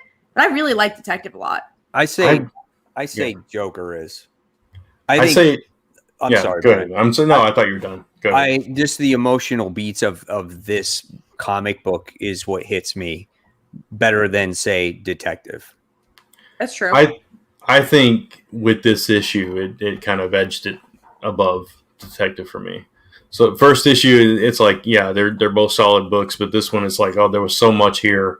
If it continues on this trajectory, that it's definitely going to be the stronger one for me. But Who knew we'd say that about a Joker ongoing, where Joker's not in the book. Someone said, Lucas says, I'm not reading Joker, just can't afford the price tag. Only got so much each week of comics, not on my pull list. Man, I recommend if you could take someone off your pull list to put Joker on it, honestly. It's one so of the best books out there. Now, you say it's a high price point. Again, the only reason why it's a high price point because you got that punchline story at the which end I didn't read. I didn't even look at it. I did read it. I mean, it's just more of the same, though. It's like she's still in prison, and the power struggle between her and the Royal Flush Gang. That's really all that's going on. So yeah, it looked kind of boring to me. So I'm like, I could skip it. Yeah, there wasn't much to it. Just All right. Well, let's go from one of the first to the worst here with the Children of the Atom issue 2. It was crap. I'm gonna drop it. It's so hard because I think this book has potential because it's very interesting that it's out of Krakoa and there are these new mutants, but no one's really interesting. I kind of like the opener guide, like the one about his family. I'm like, that's interesting, but you did nothing with it. It's just a tidbit. Yeah, is it Gabe? Is that his name? Maybe. Yeah, it could be. I don't remember. And then it ends on the same exact cliffhanger as the first issue. Yeah, it does. The same. Almost the exact page. Yeah. That's the only interesting thread to me. That why can't they get through the gate? Are they not really mutants? Is that what's going on? Yeah, but Kitty couldn't get through the gate, and they answered that question. It's their suits that give them the powers. Watch, 2-1. But I mean, they were, because they're not being able to be detected. So it's like, I don't think they're really mutants. I think they're trying to be mutants somehow. So, but I don't know if that's enough to keep you hooked on a series. Yeah, and I'm just like, well, issue 2 was just like issue 1. They fought the same enemies. They went through the portal instead of getting some. You got a little bit of character development of a Cyclopsless. So you get that Gabe character, and then it's just like. And then you got Daycrawler who's changing his name to Nighty Nightcrawler. That was so stupid. It's like, oh my God, this comic is so bad. And then it's just like, do I read issue 3 to see if it's any different from issue 2? Yeah, that's kind of where I'm torn about. And you're getting Paco Mandina is going to go on the artwork now going forward too. So that's better artwork at least. Yeah. But then you have like Way of X coming out tomorrow. You have X Core coming out next month. It's just like I'd rather try out those first issues and give it another shot to this one. Yeah. Yeah. The same. It's so sad because the concept of it is so interesting. It's like, okay, you got these kids that are idolizing the X-Men, but for some reason they can't get through this gate. What is that story? That's all I want to know, and I think they're like decompressing it too much. And we should have got that answer in this issue. Yeah. I agree, and I love the idea that they're outsiders. I really enjoyed like the setup. I liked issue 1 more than I liked this issue. Yeah, definitely. I like that we got a little bit, like Mike said, a little bit more character beats here in this issue, because last issue I didn't feel like we got a whole lot of character development, and so we at least got to know 1 or 2 of the characters a little bit more in this issue, but it's not enough. It's just the exact same story. And you had that confrontation with like the X-Men, like Storm and Captain America, which was kind of a weird confrontation. So out of character. Yeah. So out of character for Cap, especially. Yeah. So I didn't like that either. So I don't know. It's a book that I also want to like. I think it's interesting to, introduce new characters, right? And again, this goes back to that original question. What do you want to see from new characters? Character development, characters that you want to care about, and you want to care about these guys, but there's nothing there for you to care about. Right. And so it's like, do I care about Gabe? I get it. He has no dad. His mom's a single mom. He's, basketball player, he's doing everything. He's superhero. He seems like the perfect kid. You know what I'm saying? It's like, I don't know. Let's see. Serenity said, I love this issue. So much better than the first. I really connect with the character. Digging Children of the Atom now. And Serenity's always on the opposite side of spectrum. Especially with the X-Men. Yeah. It's so insane. I mean, if you like it, that's great. That's awesome. Absolutely. So I don't know. We'll see what happens. We got a cool comment here. Hi, following for a while. Thanks for making the content. Thanks, Benji. That's really nice of you. All right. So any other Children of the Atom talks here? I think we've spent enough time. All right, let's move on to our number 4s. All right, so number 4 for me this week was, a book that we talked about already, and that was Iron Man issue 8. Kat, what's yours? Mine is Mighty Morphin. We already talked about it. All right, Brant. Mine is Thor. We already talked about. Mine too. All right. Nice. That was nice and easy. All right, so let's move on to the next book, which has always been pretty solid, and that is Daredevil issue 29. So I love this issue, the way Matt was fighting off this poison, and these people are basically setting him up to get killed in prison. I guess, that's how prison is when you have a superhero locked in prison. I thought that was pretty cool. And then the other flip side of it is you wind up seeing Elektra train that young girl from King in Black, which I still called it from like when King in Black was going on. I think that this girl is going to potentially be like Elektra's sidekick. Like she might be like a little Elektra in training. Yeah, and I like her. I like that she's taken her on as well, and kind of shown her a different way to be a hero. That obviously Daredevil would take a different tact if that was him. So he probably wouldn't even take anybody on. He's just not that kind of character. But I love it. It gives Elektra even more depth because now she's got this student under her. I didn't love this issue as much as the previous few, so it just agree with felt that. Yeah, it fell out of my top 5. It did me too. Yeah, it was like my number 6. Yeah, mine too, actually.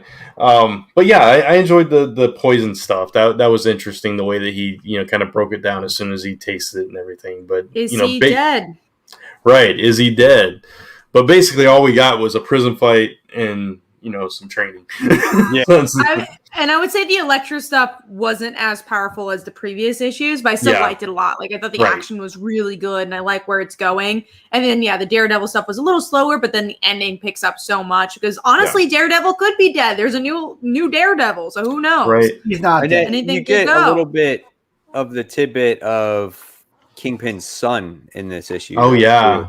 That's why it was lower, because I didn't really know much about that because I haven't been reading Daredevil, so I'm a little lost. They haven't been. He hasn't been in the series all that much. He's been in it very little, and so he's using Murdoch's brother, right? Yeah, I Mike think Murdoch. Yeah, Mike Murdoch to keep in touch with. So it could make quite interesting future for this series with his son being in there too. So he's got his trust now within the gangs, and he could be the one that eventually takes over. So you never know. Yeah. See, like I didn't even know that woman was the Kingpin. I was a little confused by all.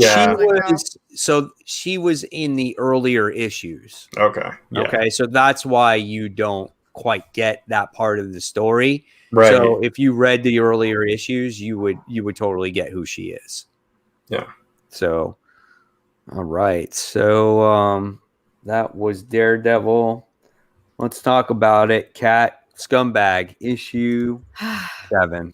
Just kind of the same thing over and over again. I loved issue 1. That it was my pick of the week when it came out, but it's 7 issues in, and we're really the same story every issue. And I'm like, I think I'm gonna drop this one now, or at least until I hear something happens in this book, because nothing's really happening. Yeah, I am right there with you. I'm tired of it, and I said this already, like back in issue 4. It's orgies, it's drugs, it's cursing. Now you're getting political agendas going on in this book too, where you got the guy that was screaming, and he's like, "I adopt my dogs, and I hate President Trump," and all those things. And I'm glad I missed this book. And it's just like, it's so unnecessary. You know what I'm saying? It might be true, but it wasn't like, it didn't thread well into the book, right? Like it was like, if you want to say those things, that's obviously fine, but it has to do with the book. Like, it's like, what did that have to do with the plot of the book? It kind of just felt thrown in there. Anything with the book, right? Yeah. It just seemed like it was there to get his point across. And like I said, like you said, I'm not saying he's wrong about those things. It's just that it's not needed. It's not part of the plot. So, and it's the same thing. So I'm right there with you. I think I'm going to be dropping it going forward. There's no change. He's a double agent, and that's basically, what side he picks eventually. It's to be determined. This is, and I wanted more from the characters. Like I wanted more from the detective, I guess not detective, the spy character. I thought there would be like relationships forming at this point, and nothing's really getting there. No, yeah, I agree with you 100%. So that's Scumbag. So let's move on to our number 3. And Chris, what was your number 3 this week? My number 3 this week went to, I believe it's Birthright. Yep, Birthright. All right. Kat, what's your number 3? Iron Man. We already talked about it. Sweet. Brant. Power Pack. We already talked about it. Nice. My number 3 was Black Cat, issue 5. So I really enjoyed this issue, as it's basically, student and teacher, learning about their history with each other, on how much, the Black Fox has meant to the Black Cat, and actually she's named her name like Black Cat based off of Black Fox, which I thought was really nice. You see that history between them, and the story itself was quite interesting too. The Black Fox you find out that he's actually dying, and they're going on this one mission, and Black Fox is like, we're going to go on this one last heist. We're going to steal from Odessa Drake, and we're going to do all these things. And basically it was for him to open up this portal so he can get granted eternal life, and along with Black Cat. And the only thing to do that was to give him like all of Manhattan. So Yeah. she's like, I can offer you Manhattan. So what did he have? The deed to He Manhattan? had the deed to Manhattan. Yeah. Yeah. So he gave this demon creature, deity, or whatever it was, the deed to Manhattan. Yeah. Yeah. And so I loved just learning the history about Black Fox, obviously Felicia. This whole story itself was just quite intriguing. So I really liked it. What'd you think of this one, Brett? Yeah, I really enjoyed it too. It did fall out of my top 5. It wasn't quite up there, but yeah, I love the history between Black Cat and Black Fox, and it's kind of funny because he kept just giving her enough information to get her to the next point of this plot, and then didn't reveal that master plan until the very end when it was too late for her to stop him. Right. And yeah, so it's like, wow, okay, so he kind of manipulated her the whole way. Yeah. But for because he wanted to live, he didn't want to die, and but now what happens to everyone else? And what happens? I mean, is Black Cat going to be immortal now? Yeah. what's going to happen there? What's going to happen to Manhattan? So a lot of twists and turns there. And again, I think that all leads into this infinite destiny. So, Right. Yeah. Yeah, absolutely. So, she'll put it back or something. Who knows what's going to happen with that. But yeah, it was interesting and really nice art. Some of the flashback scenes were cool. So Black Cat's always solid for me, though. Yeah, absolutely. And I guess he exhausted all of his options trying to find out a way to live. And with the Dracula, right? Yeah, everywhere. And this was the only way that he could do it, and he's just like, "We'll find you a way to live. Come on, we can do this." And he's like, "Nah," because he knew this was the only way he could do it. And and she's like, "What are you not telling me?" So I love that story. So great stuff. Love some Black Cat. So all right, so is that all of us? Did we go for that? Number 3? Yeah. Yeah. I think All so. right. All right. So now we're going to talk about, let me scroll down here. Darkhawk, Heart of the Hawk, issue 1. So I think me and Brant are the only ones that read this book, right? Yeah. Okay. Kat definitely did it. She's like off camera. She's like, I don't care about no Darkhawk. 90 stuff. I wasn't even born at that time. This was so good. So yeah, I mean, it was basically a throwback issue, like the first issue, right? That first part of the story. Yeah, it gives you some character development of who Darkhawk is, where he came from, things like that about Chris Powell, and then you get another story about I guess right after, I think it was like Annihilation, right? I think that's where it took place. After War of Kings, I think. Or War of Kings. Yeah. Okay. I knew it was one of the events. So, and then you had that little bit of a story, but what made it really good was like the future. So it's like Chris Powell is basically holding something at bay, and you don't know what it is in his spaceship out of all things. He's been keeping it at bay, and it's about to bust through. And so I think that's going to have to deal with probably that event that's going to happen in the future. Mm-hmm. And then he takes the stone, the amulet, the amulet, and is basically sending out all the information to find a new replacement for himself. And he's basically sacrificing himself. So basically, he's what's his name? The Green Lantern that gave Hal Jordan the ring. So that's basically what's happening here. He's passing it on. Yeah. So he's passing it on. It was a really solid story, because even though it was like 3 separate, time periods in the history of Darkhawk, they connected, and there was like little threads that pulled through. And in that last part of the story that you were talking about, you find out that the reason we were flashing back to those things is because he was recording those exact things into the amulet.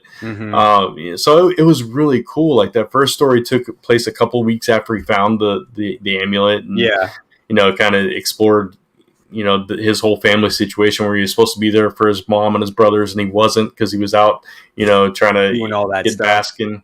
Yeah, exactly. And then of course the War of Kings stuff, battling the Brood, and kind of giving us a little insight on the overall power of the Raptors in the entire universe and galaxy or whatever. Yeah, but the big thing was that, okay, there's going to be another Darkhawk coming soon. And later this year. That literally said later this year. So that got me excited, man. I absolutely love this book. Yeah, and that, again, it's all going to tie into that cosmic event that's going to be coming out. Another event with Marvel.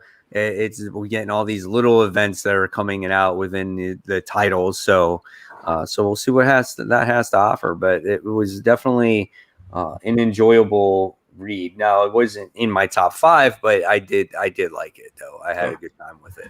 Abin Sur, that's who I was trying to Kit Kat. Isn't that a little copyright infringement right there? No, that's not what he called it. I said it reminded me of the guy that gave Hal Jordan the ring. Yeah. He didn't do it. It wasn't like he was dying on Earth and he sent out the amulet to go find the next greatest person. He recorded everything and then he knew he was going to die and he sent out the amulet. Yeah. So we'll see what happens. All right. And then we talked about Batman Urban Legends. Mm-hmm. So let's move on to number 2 on our list. And my number 2 was Thor, issue 14. So, Brant, what was yours? Mine was Darkhawk. So. All right. There you go. And Kat? Mine was Joker, issue 2. It was hard, but yeah, so this is my number 2. Power pack. Power pack. I love my Julie. I love my girl. I love my Barbara too, but I love my Julie. And Chris? Mine was Spider-Man, Spider Shadow, number 1. All right. So, and then we talked about Thor issue 14. So let's just go into our number 1. My number 1 was Joker. Mine too. Boom! Cat ruined it. Good job, Cat. Way to go. Julie Power. Just because of Power Pack. Julie is awesome, but man, Joker was so good. There's literally a line in Power Pack that says Julie is awesome. That's all I need. Yeah. Also, because Power Pack comes out so little, like I'm not getting another Power Pack series for another 5 years. So I gotta revel in it. But Joker was very, very, very, very good. It really was pretty much tied for me. Awesome. All right, so there's the top 5. So I'm going to pass it on to Chris now because we're going to be talking about those books that are getting chopped. The chopping block. Oh, man. This week I have a lot. I never have more than one book, but this week I have 3. I have Children of the Atom. I have Batman the Detective, and Nonstop Spider-Man. God, no. Just couldn't. I like Nonstop Spider-Man. I can't. I'm sorry. The artwork, no. Oh, I love the artwork. I know you love the artwork. That's what just destroyed the book for me, so I'm done with it until we get a new I like issue 2 better than issue 1. Yeah. All right, Brent, so what are you chopping? I've got 3 half chops. So Children of the Atom, obviously, Spider-Man, Spider Shadow, and Batman the Detective. Those are my half chops. We're going to do like a circle. Mike, what are you chopping? On this list, it's Children of the Atom. I didn't have Batman the Detective, but now that we're talking about it, like I said, it's going to be one of those books that I think I'm really thinking about it. Scumbag for sure. And then finally, it looks like I'm giving the chop to Homesick Pilots. You lasted longer than the rest of us. Yeah, this is the final straw to it. It just too out there for me, and then there's just not like what it suffered right from the beginning, character growth. Yeah. And Kat, what are you chopping? I am half chopping Spider-Man, Spider Shadow, depending on the next issue. Batman the Detective, fully chopping. Children of the Atom, fully chopping. And Scumbag, fully chopping. There's a theme to our chop block this week. There is. All right, so that is the chop block. So I'm going to give it now to Brand for most anticipated. Yep. All right, so we already kind of talked about some of the books coming out tomorrow or today, depending. But let's go through these. We talked about Nightwing already, so we all marked out. I think that's the only one we all marked. So we're all in for Nightwing. Yeah, it's so good, that last issue. So excited for this. EW title for that. We're all in. Yeah. Wrestling. Found its way. Knew it was going to happen. Oh, we already had a hold on, wrestling before we reference go- today, so Before we go forward with this yeah. anticipated, when I read Nonstop Spider-Man, I thought of Brant, and I said Brant probably loves this issue because there was people driving a Bigfoot truck that looked like wrestlers. They did. They really did. Yeah. There was a lot of wrestling references for Brant this week. Yeah. Yeah. And Power Pack, Wolverine convinced Jack that wrestling was good. So, all right. So let's move on from the wrestling and talk about a book that only Chris marked, Teenage Mutant Ninja Turtles 116. I can't wait. I'm super excited what's going to happen next with the Turtles. Jenica, this is the Battle of the Bands. It's happening in this issue. I'm looking forward to seeing what happens with Rocksteady and Bebop and how much of an actual battle this is going. I have a feeling it's going to be just one big fight. I have a feeling. Yeah. All right. I'm curious to hear the thoughts on the Flash 769 because I did not mark this one. I'm interested to see where it goes. Like I said, there's so little DC books out there. This at least has my attention a little bit. Okay. Same. I'm reading it. I just not excited for it after. Yeah, that's the same. Yeah. Yeah. So, all right. Captain Marvel number 28. I'm excited for this. The whole Doctor Strange stuff was really interesting, and I want to see how this all connects. And this really kicks off the beginning of truly the new story arc, right? Right. Like last issue was a kind of an interlude. Yeah. Right. So, yeah, I'm curious to see where it goes. You kind of mentioned Way of X earlier, Kat. Chris marked that, so. I've already read it, so that's why I'm not talking about it. Oh, well, if Kat marked it and she already read it. I didn't mark it because I didn't want to talk about it at all because I'm like, I'm going to leave my thoughts. So why are you excited about it, Chris? It's a number one. I always like it's number one. And it's X-Men. It's X-Men. Okay. I'm hoping for. Hey, look, we need something that's good from X-Men before we get the new X-Men title. Maybe this will be it. Probably not, but I'm going to try it anyway. All right. So we also mentioned Radiant Black earlier. I love this series. I don't think, Kat, you're as crazy about it. You didn't mark it. I do like it, but I just felt like there wasn't much to say that we hadn't heard said in previous episodes. So that's why I'm like, I'm still really excited, but kind of same excitement. Yeah, I got you. It's just one of those books for me that there's just like a handful of books that I just get super excited to read when I get them, and that's one of them for me right now. So. All right. Let's see. We got Spider-Woman number 11 finally done with. Is this a new arc? Yeah. Okay. Yeah. I'm looking forward to this too. I want to try Spider-Woman again. Yeah, I'm looking forward to it too because I was kind of tired of that last arc. I was glad to see that go. Back to basics. So she's old costume. It looks like it's kind of like we heard the same thing just recently with Iron Man, right? It was the same thing. Back to basics with him. So now it's back to basics with her. So if this is something that people might be interested in, this is definitely the best time to jump on this series is now. It's been pretty good. It's not a perfect series, but it's definitely a fun series to read. And I want to see more of our family. So hopefully we get to see more Roger and Jerry because I've kind of missed them. Yeah. And so that was Spider-Woman. And speaking of women in Marvel, we have Women of Marvel, number 1. I'm going to try it out, see where it goes. Hopefully there's some good stories. I'm not really thinking much of it, but I think She-Hulk has a story in there. Why not? Why not try it? Yeah, I same here. I'm curious to see what this has to offer. We have so many great female characters in the Marvel universe. Why not have a spotlight with these characters and see what their stories have to offer here? Right. And then I know Mike and I are excited about Stray Dogs number 3. It's been such a good series so far. They're giving a free comic book of it for Free Comic Book Day. I might read it for that if it's at my store. I wonder if it's just like a reprint of number 1. I think it's just a reprint. Yeah, probably that's what it is. Yeah, I'm so looking forward to this. This one looks like they find something like underneath the ground or something. Yeah. Like maybe under the house, they might find a body. Like, I don't know. Yeah, that's going to be interesting. We did get like that little tease of in the first issue that dog kept losing where his bones were buried. That's right. So yeah. You think those are human bones? Maybe. Yeah. That would be interesting. Yeah. No, I really can't wait to read that book. He's like, this is where I keep my bones. And it's probably like a a foot or a hand A or skull. something. Yeah. Oh man, I can't wait to read this now. All right, so we got the Mighty Valkyries #1. I'm Which, so excited. yeah. We're gonna maybe learn her name, the other Yeah. Valkyrie's It- name.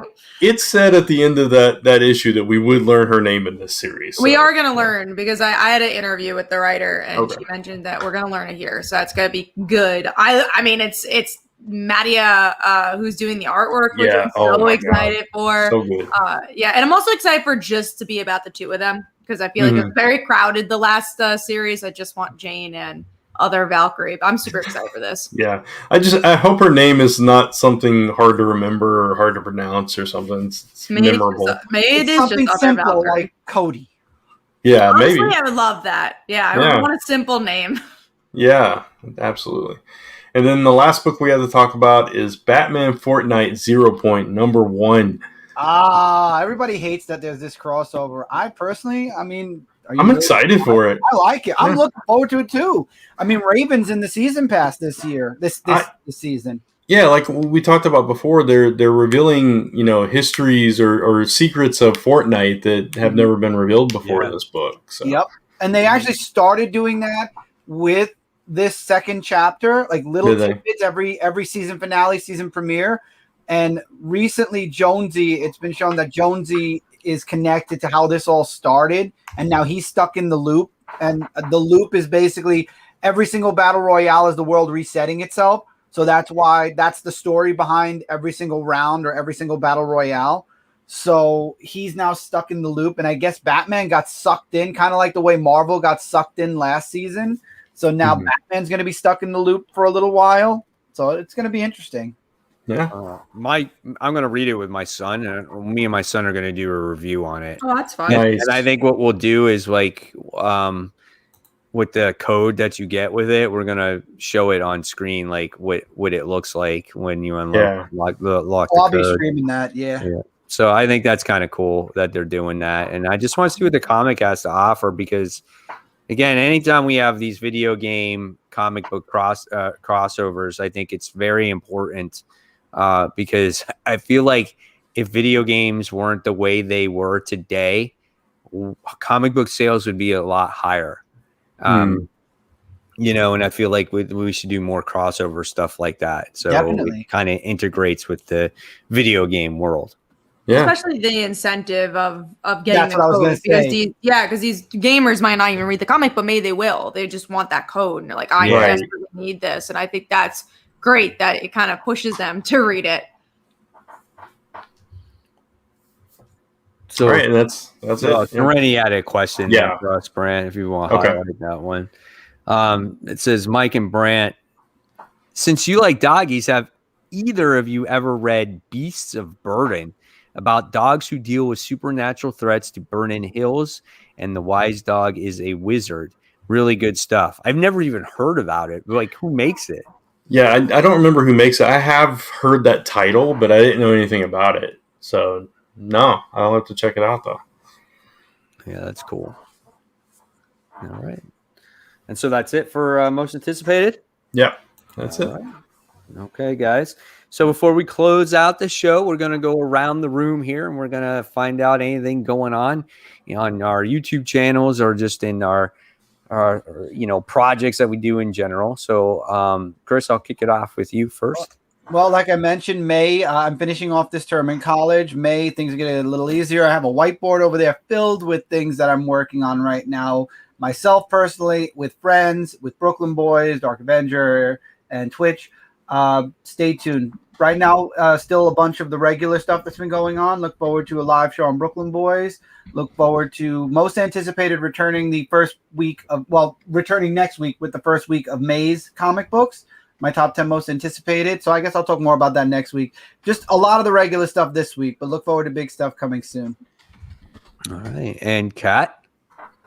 Well, the Dancer Kickstarter is over, so thank you everyone who supported. It was my most funded, most backed Kickstarter, so I really appreciate it. I have another Kickstarter coming up in a month, so look forward to that. Obviously, going to fulfill the Dancer first, and that's almost wrapped. So you'll get the digital book, you'll get the physical book, hopefully in like 3 weeks or so, I'll be sending out the Dancer physical books, and then we're gonna go right into another Kickstarter. But luckily now I could kind of focus on the YouTube channel a little bit more. So obviously I have Comic Uno's Best Comics of the Week tomorrow, but I'm gonna have 2 topic videos. One being, if you haven't noticed, a lot of these Marvel events have had C-list heroes as the leads. So I kind of wanted to talk about that in a topic, and then also top 5 most anticipated free comic book day books, because that's coming up in about a week or 2. So I'll have those 2 topics this week. And then other than that, just, my social media is the best place to find what I'm doing. Nice. All right.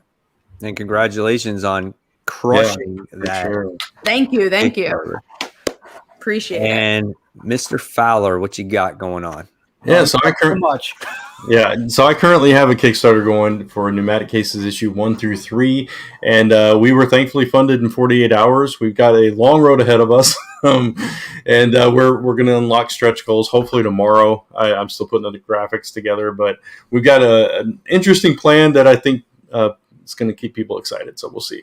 We'll see what happens with that, but you can check it out at lasttimberpress.com/PC3, or just search Pneumatic Cases on Kickstarter and find that.